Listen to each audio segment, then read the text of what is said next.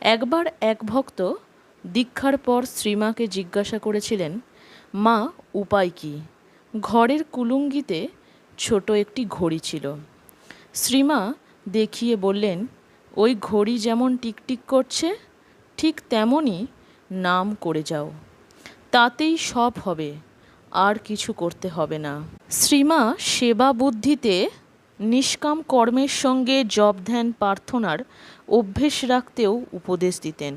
বলতেন, কাজকর্ম করবে বই কি, কাজে মন ভালো থাকে, তবে জপ ধ্যান প্রার্থনাও বিশেষ দরকার।